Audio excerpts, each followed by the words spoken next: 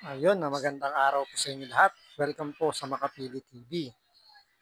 Umaatake na naman po si Attorney Claire, si Aling Claire po.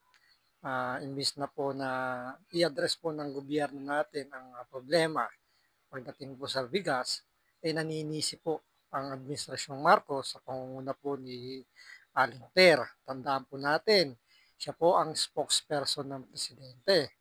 So anything na sasabihin po niya, yun po may basbas po ng ating Pangulo.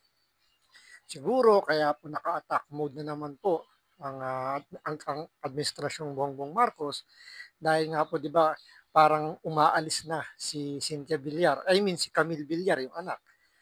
Umalis dahil inendorso na po ni Vice President Sara Duterte. So nabawasan na yung kanilang alyansa. So from 12 naging 10 na lang.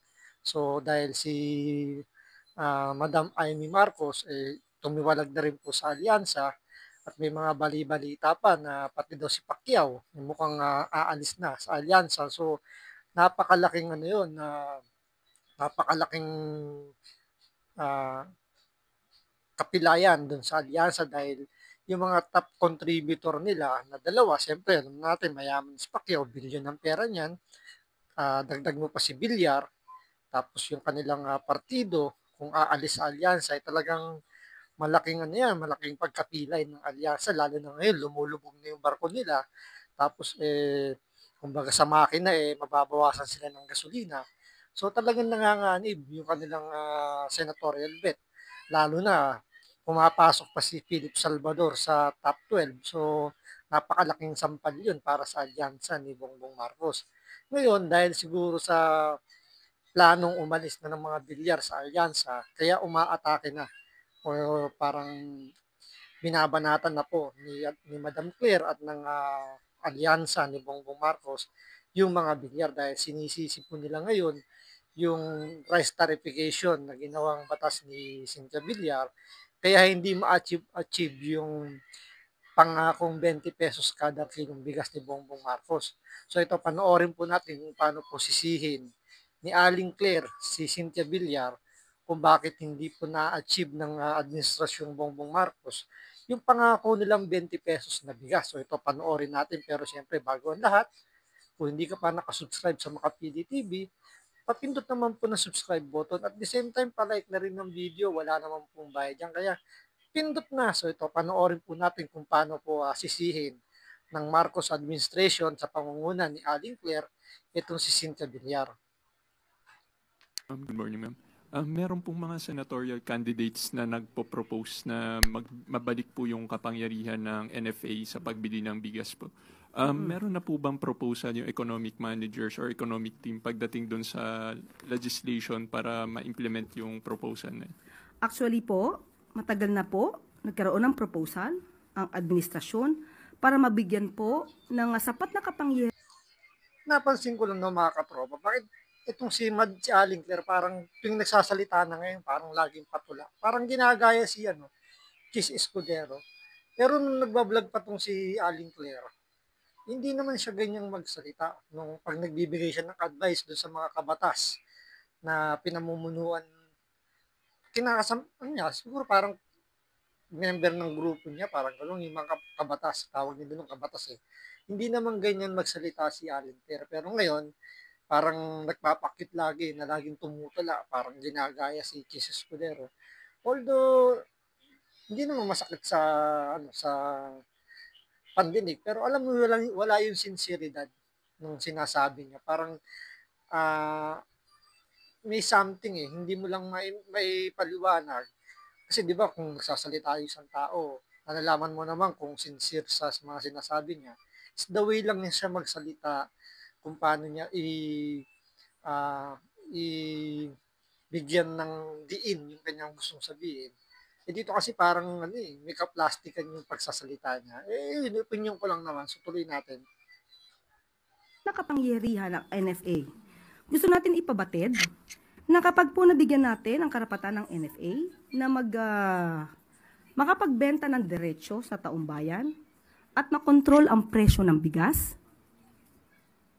hindi po tataas ng ganito ang presyo ng bigas. Dahil sa kasalukuyan po, because of the rice tarification law, na ang author ay si Senator Cynthia Villar, ay ang nag-i-import po dito ay mga private companies. Hindi po nahahayaan ang government na mag-import. Kung government sana through NFA, government to government, mas maganda po ang tsansang mabigyan po tayo ng mas murang presyo para po maibigay din natin sa taong bayan. Dahil dito sa rice tarification law, nawalan po ng kamay ang NFA at pati po ang pag-regulate ng presyo ng NFA ay hindi na po na ipapasatupad. Ang nangyayari po ngayon ng NFA, makakapagbenta lamang po sa Kadiwa, sa FTI, sa LGU. So yun po ang hindi maganda sa provision na ito. Kaya po noon pa po hinihiling ng administrasyon na magbigay po ng power, magkaroon ng amendments ang RTL patungkol po sa karapatan at authority at power ng NFA. Pero ito ay hinadlangan po ni Senator Cynthia Villar. So kayo na po ang mag-research kung paano ba napapakinabangan ng mga importers. Alamin niyo na rin po kung sino ba ang malalakas mag-import ng bigas. Thank you, Yusek. Follow-up question lang po. May mga lawmakers na po kayang nakipag-coordinate sa Malacanang para i-push yung legislation. At kailan po kaya balak ng palas na i-push yung legislation? Sa 19th Congress or sa next Congress? Malamang sa next Congress na po kasi magkakaroon muli. Dahil nga po ito ay nahadlangan ni Senator Cynthia Villar. Magkakaroon muli, propose amendments para po magkaroon muli ng authority, power, and NFA. Ito naman po ay para sa taong bayan, para po ma-regulate natin ang presyo ng bigas. Kung may problema man po sa sinasabing NFA sa mga nagpapalakad, hindi po ba dapat ang tanggalin ay yung mga NFA na pinagdududahan, ang kredibilidad at integrity, hindi ang power ng NFA? Isisi po ng palasyo kasama ni Aling Claire yung rice tarification law ni Cynthia Villar, kaya raw hindi na-achieve yung pinangako ni Pangulong Bongbong Marcos na 20 pesos kada kilo ng bigas. Pero sa kanya rin naman nanggaling na ang nakikinabang lang dun sa rice tarification ay yung Kadiwa. So kanino bang programa yung Kadiwa? Diba, programa yan ng administrasyon ni Bongbong Marcos. Tapos sinasabi niya na hindi raw, kasi tinanong ng reporter, di ba, na ba't hindi daw ipinush ng Kongreso yung amendment ng rice tarification. Magandang tanong, di ba, dahil alam naman natin hawak ni Bongbong Marcos tsaka nung pinsan niya, the House Speaker si Romualdez, hawak nila yung Kongreso. Pero bakit ni walang isang congressman ang nag-propose para sa amendment ng rice tarification? Di ba? Pangalawa, may kapangyarihan ang executive department na mag-i-implement ng tama yung rice tarification. Kung inyo maaalala, may pinirmang executive order si Bongbong Marcos na ibinaba yung taripa doon sa rice tarification para daw mapababa yung presyo ng bigas. Pero ang nangyari, bumaliktad. Imbis na bumaba yung presyo ng bigas, lalong sumipa yung presyo nito. So, hindi sa batas ng rice tarification yung problema. Ang problema dyan, yung implementation nitong rice tarification. Dahil ang nangyayari ngayon, ang mas nakikinabang, yung mga importer na nakadikit dun sa mga mambabatas natin na nakikinabang. Di ba? Kasi, ano naman natin yan na sa bawat batas, may mga nakikinabang dyan ng mga mambabatas na may koneksyon sa mga negosyo na pwede silang kumita. Kaya nga nasa implementation. Hindi lang dapat sinisisi rito ni Bongbong Marcos tsaka ni Aling Claire yung batas na ginawa ni Cynthia Villar. Kasi napakalinaw naman ng batas na yan. Kaya merong rice tarification na yan para itaas yung presyo ang taripa para sa mga importer. Para maliit lang yung babayaran nilang kumbaga yung mas lumaki yung kikitain ng gobyerno para sa subsidy na ibibigay doon sa mga magsasaka. Pero siyempre, dahil binanatan na rin lang naman ng palasyo si Cynthia Villar, siyempre hindi naman papayag ang lola ninyo. So may balik dito o meron dito sagot si Madam Cynthia Villar sa mga banat nito na ni Aling Claire tungkol sa rice tarification po ni Cynthia Villar. So ito, panoorin po natin. Sa gitna ng mga batikos mula sa palasyo, bumuelta si Senadora Cynthia Villar sa akusasyon na siya raw ang humaharang sa pagbabalik ng kapangyarihan ng National Food Authority o NFA. Giit ng Senadora, ang Rice Tarification Law ay reforma laban sa korupsyon at hindi dapat sirain ng maling impormasyon. Si Troy Gomez magbabalita. Maring itinanggi ni Senadora Cynthia Villar ang akusasyon ni Undersecretary Claire Castro ng Presidential Communications Office na siya ang pumipigil sa pagbabalik ng kapangyarihan ng NFA. Git ni Villar, ang Rice Tarification Law o RTL ay isinulong para tapusin ang dekadekadang suliranin ng katiwalian at pagkalugi sa NFA.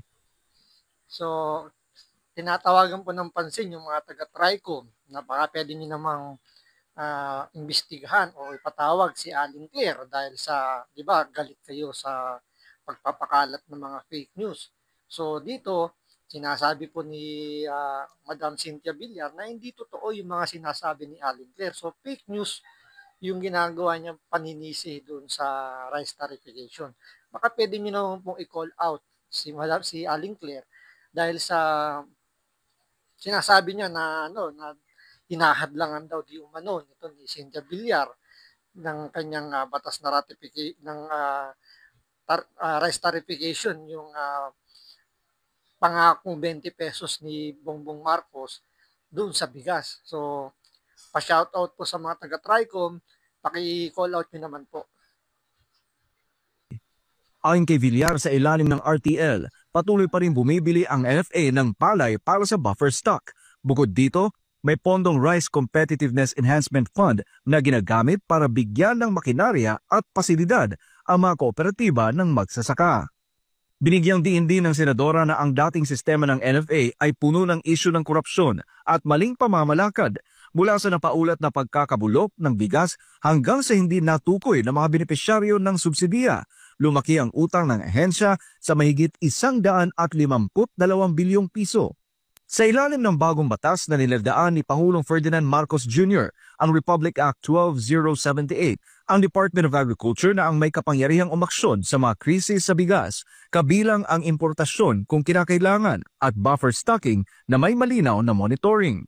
Kaya hamon ngayon ni Villar, imbes na ibalik ang luma at sirang sistema, dapat pagtibayin ang reforma para tunay na makinabang ang mga Pilipino, lalo na ang mga magsasaka. Yan yung isa sa mga problema, di ba? Sabi nga, may kapangyarihan naman yung Department of Agriculture. Baka nakakalimutan po ninyo, naging secretary po ng Department of Agriculture si Bongbong Marcos nung siya ay naupo bilang presidente. Di ba? So wala siyang nagawa. So hindi man lang niya inaral kung ano yung batas ni Cynthia Villar. Tapos dahil sa tumiwalag lang si Camille Villar, nagpa-endorso kay VP Sara, binabanatan na nila ngayon.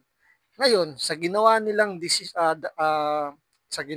yan na pag-atake sa mga Villar, malaking kumbaga, pwedeng sumabog sa mukha nila, magkaroon ng boomerang effect yan, babalik sa kanila. Tandaan po ninyo, napakalaking partido po ng Nationalist Party ni Villar ang mawawala sa kanila kapag tuluyan na pong humiwalay si Camille Villar. So yung siyempre, alam niyo naman, kayang gumastos ng mga Villar pagdating sa mga campaign ads, kung saan man anong klaseng gastos yan, bariya na lang sa kanila yan, kayang-kaya lang kitain yan. Ngayon, may mga bali-balita, di ba, na lumulubog na dahil kinukulang na raw sa pondo yung alyansa kahit na namigay na sila ng napakaraming abuloy, yung tinatawag nilang ayuda Namigay na sila ng mga abuloy sa mga kababayan nating mga mahihirap.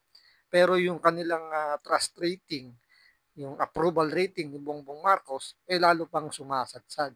So, antayin po natin sa mga susunod na araw kung may magiging galaw pa ng politika, especially yung campaign yung pangangampanya ng alyansa dahil sa ginawa nilang pagbanat dito sa mga bilyar, malamang sa malamang, mas mararamdaman pa nila ngayon yung paglubog ng kanilang alyansa. So, antayin natin yan. So, maraming salamat sa panonood. Ingat po kayo lagi. God bless.